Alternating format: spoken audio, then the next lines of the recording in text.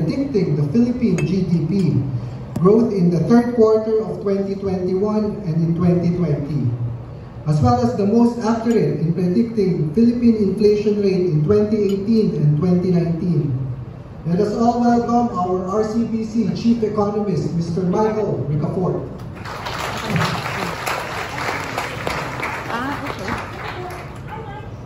RCBC's Chief Economist, Michael Ricafort, joins us now for his reactions on the latest inflation data. Good morning, Michael. Thoughts of RCBC Chief Economist, Michael Ricafort. Michael, good evening and welcome to the program.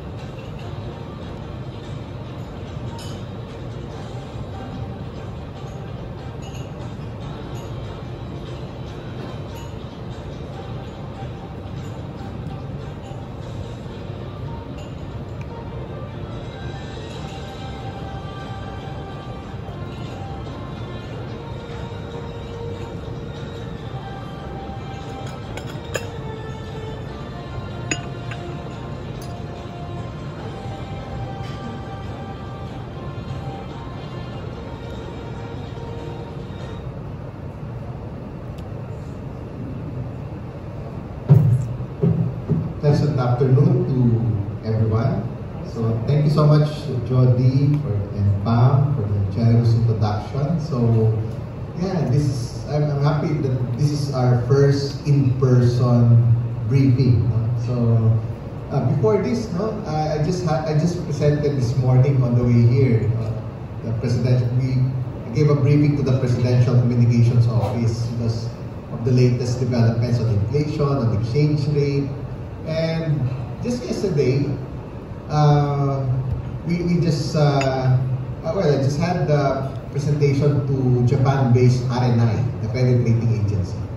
So, of course, that will be their input before they make an adjustment on the country's credit rating. Good thing, RNI, together with JCR of Japan, they gave the highest credit rating to Philippines.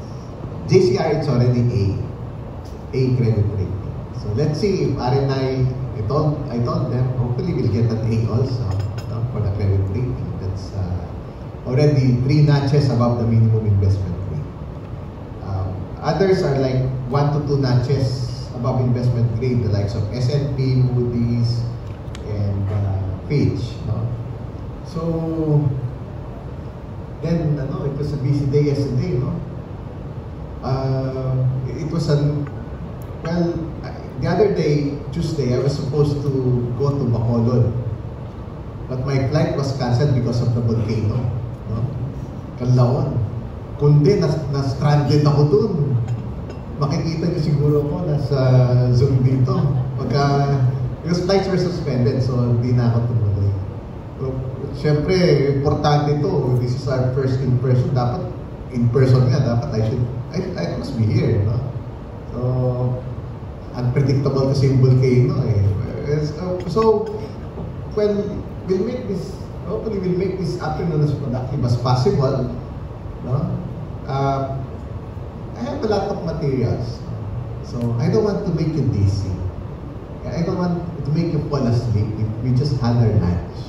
So, I'll be leaving the materials to all of you. Please feel free to get from your RMs, the RCBC officers. I have a lot. You know how many slides I have? Close to 100. But I don't want to go over it because one time I was presenting to economic expert. I won't mention anymore because you might know who that person is in the industry. He said he got this because many graphs, many charts. So I'll make it very simple. I'll summarize very simple layman terms. And later on, okay, materials, you learn a lot from materials. It's for your reading pleasure. I made it very simple also. But I just have many numbers, many figures, but I'll make sure you understand very well. And it would facilitate your planning also for your respective business once we all return to our offices. So Philippines, by the way, just in March, the materials I use here, I also presented to 200 Japanese investors in Japan. We presented, there's a roadshow, because RCBC, together with SMBC, we have a memorandum of agreement with PESA. So we presented to 200 Japanese investors. I'll also present, I'll share to you, of course, the best materials that we use here. You get it also. And of course, this is ranking of Philippines. We have seen some improvement in the ranking. We're number 34 in the world, 34th largest economy. That improved from number 38 in the previous year. So see, it's rising. You know, more than 400, it's moving towards $500 billion, the economy. And there's a, well, global banks, even prior to the pandemic, they reiterated the likes of Goldman Sachs. They think Philippines ranking would go even higher. Number 15 to number 20. Wow. By 2050 to 2075. So imagine, that's how many years from now? Haba-haba pa. 26 years. Ooh, where would I be by then? Nasaan na kaya ako noon? No? Okay, pero ganun yung view. Even the economic team nung gather, si Senator, si Secretary Recto, kilala niyo ba si Secretary Recto? Yes. Sino asawa niya? Si Ate B. Yun. Siya yung sa economic team ngayon. Department of Finance Secretary. It's the head of economic team. Yung sasabihin ko, hawig din doon sa sinabi niya, na yung ranking ng Pilipinas, aangat.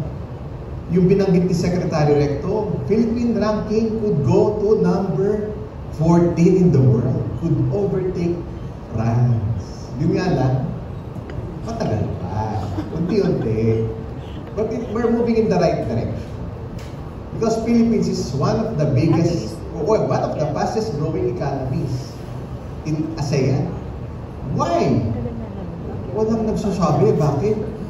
Kasi ang baba ng our per capita income, very low.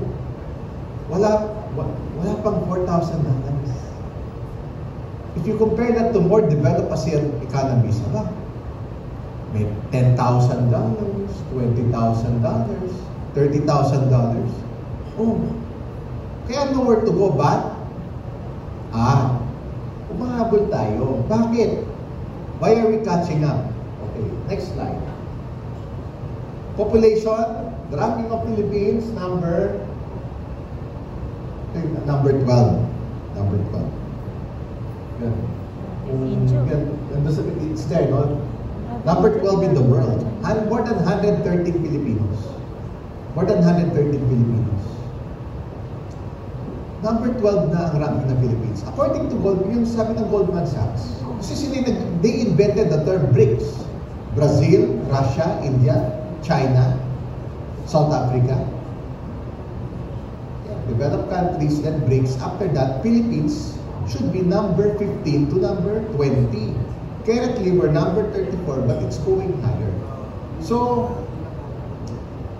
number 12 tayo in population. Number 12. No? Okay. I go straight to summary. So, no? And everything else will be simplified. Yeah. So, why?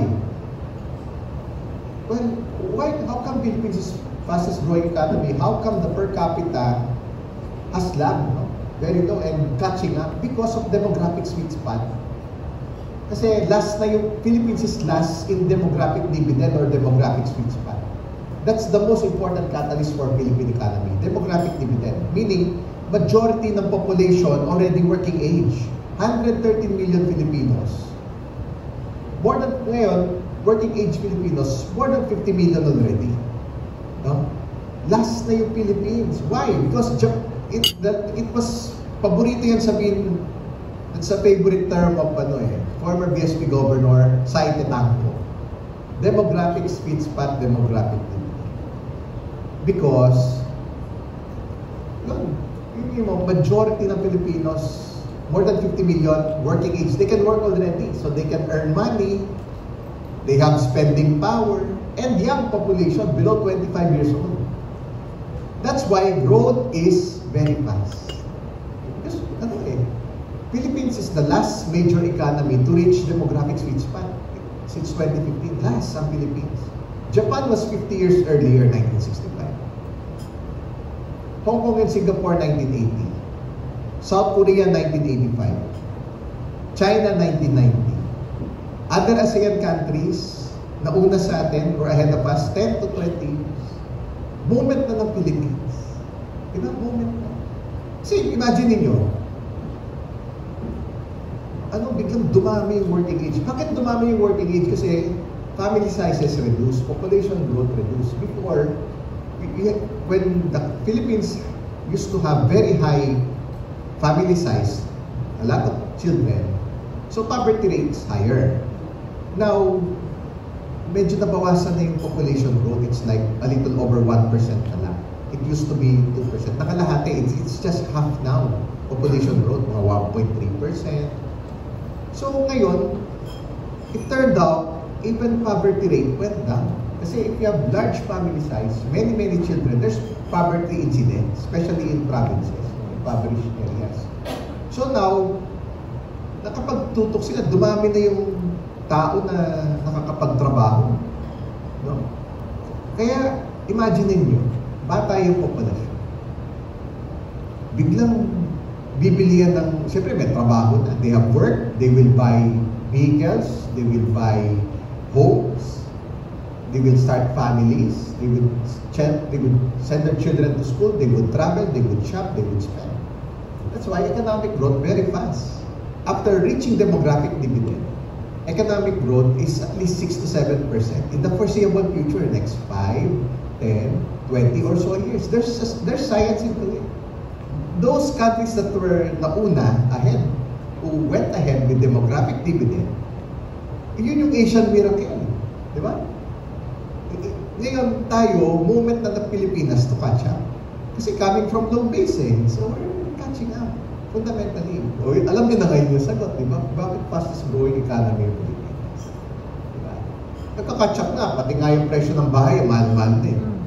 It's very expensive already to have a home in Metro Manila. Kaya that's why the homes are in Cavite, Calabarzon, Cavite, diba? Nearby provinces already. But it's like catching up with, that's also a sign of progress. The sharp increase in property prices for the past 5, 10, 20 years. The economy. Expected, alam niyo, ang economic growth first quarter, 5.7%. Kung wala ng problema sa inflation and interest rates, had it not, if the country doesn't have that problem on higher prices and inflation, our economic growth would have been 6 to 7% already. And we're the fastest growing economy. No? Kahit bago pa pag-pandemic, 2012 to 2019, nandun na yung demographic sweet spot, we're at least 6% yung economic growth. At pabalik tayo doon. Kailangan ng mababa na nga yung per capita, hindi pa tataas, di ba? Kailangan na talaga tumaas. Kasi moment na ng Pilipinas. Ayun yung Philippine story yung tinatawag na. That's why we have to be invested in the Philippines. No? And I will tell you why. No?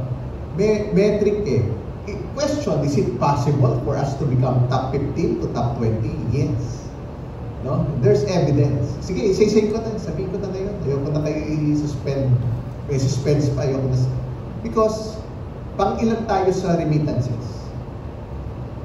What's the ranking of the Philippines? We're number 4 in the world. Oh. Nakitaan tayo ng potential ng global banks. Hindi lang Goldman Sachs. Many other global banks are seeing that potential. It's not us saying, but it's them. The rest, from the point of view of the world.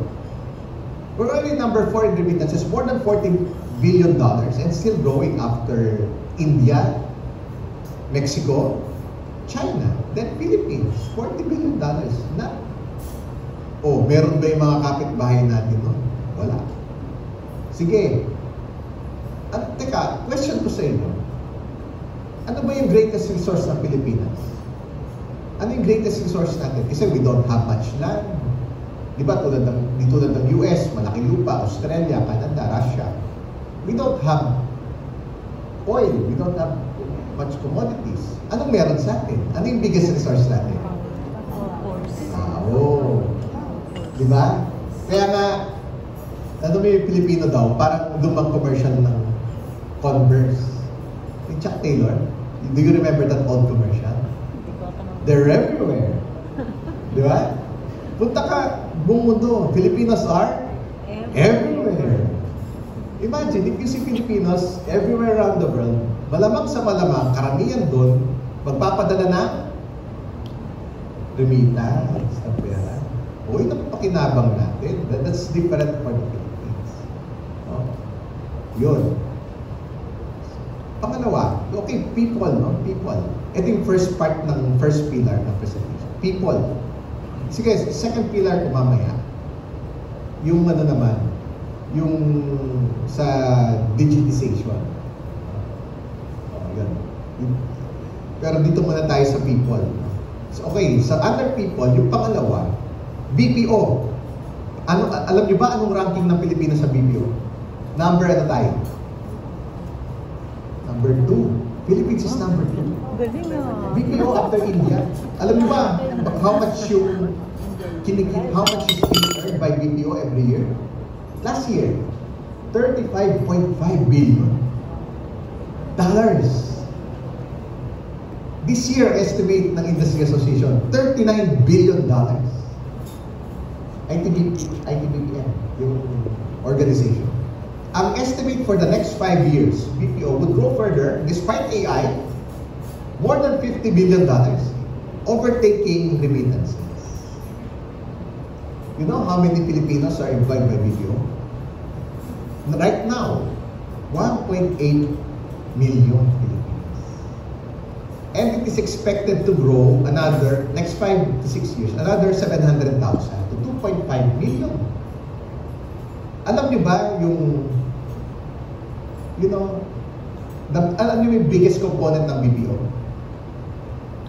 Call center, contact center, isa lang yun. Alam niyo ba yung ranking ng Philippines in contact center? The whole world, ha? We're number 1. O, di tayo matalo-talo ng India kung gusto lang tayo talunin.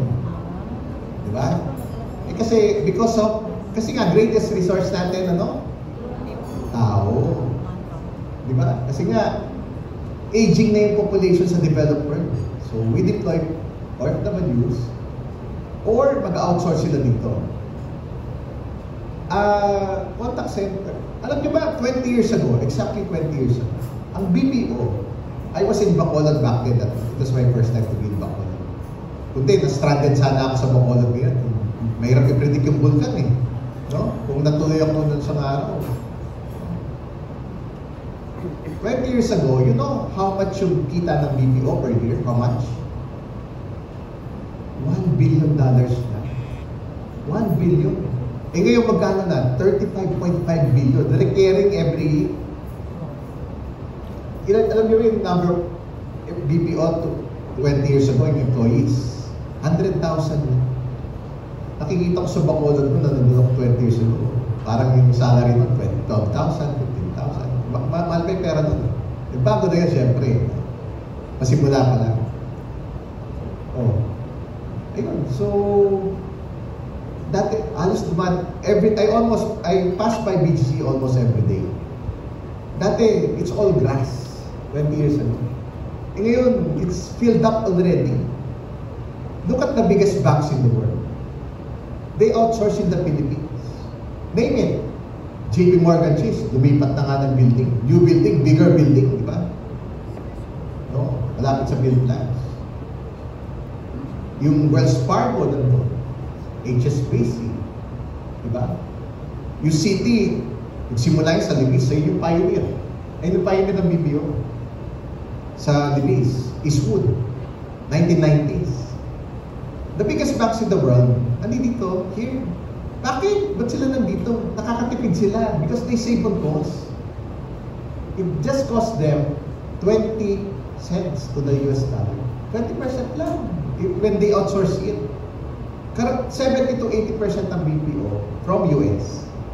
Then the rest from Europe, from Australia, New Zealand, and there's still great opportunity from Japan.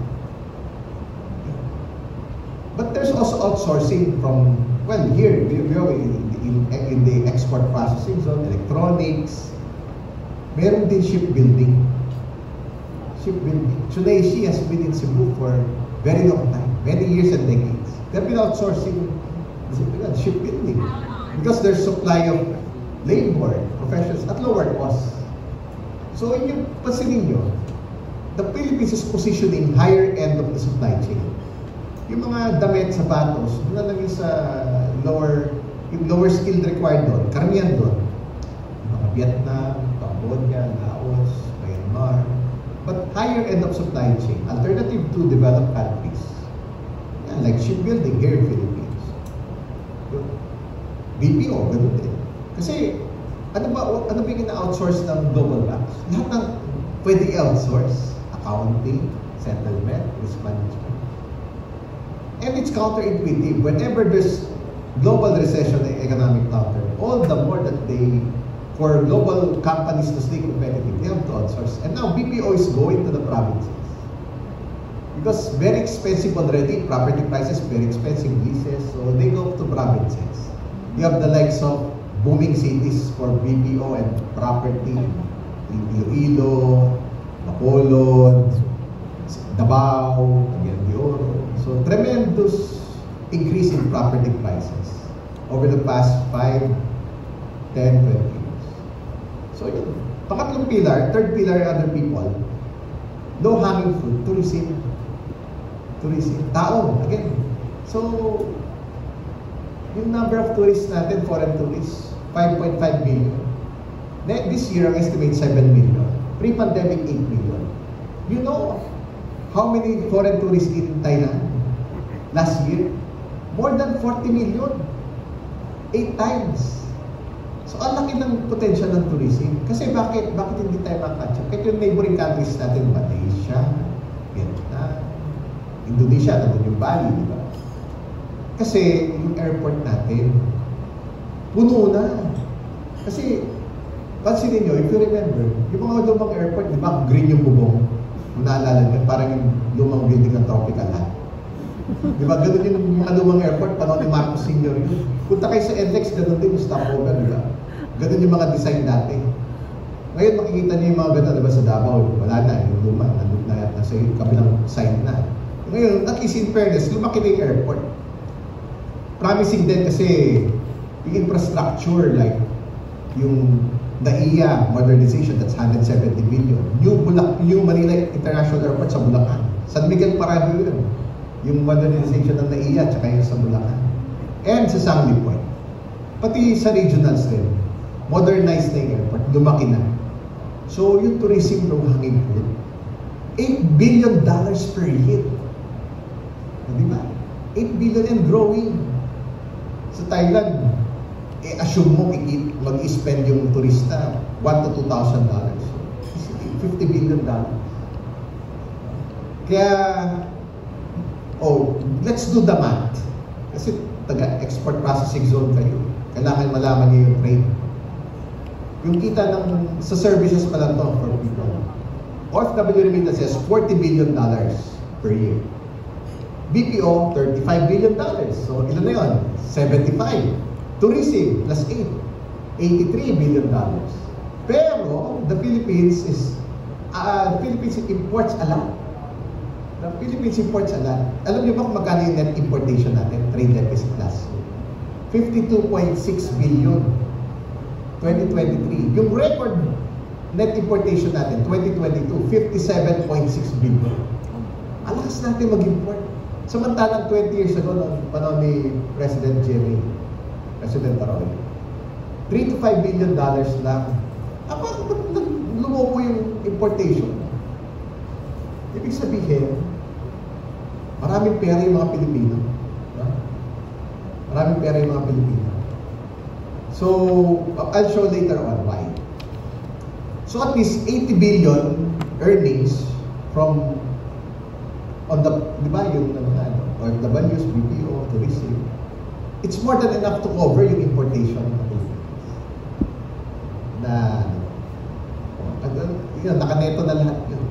Then imports yun. Kaya exchange rate is very important. 52 billion net import.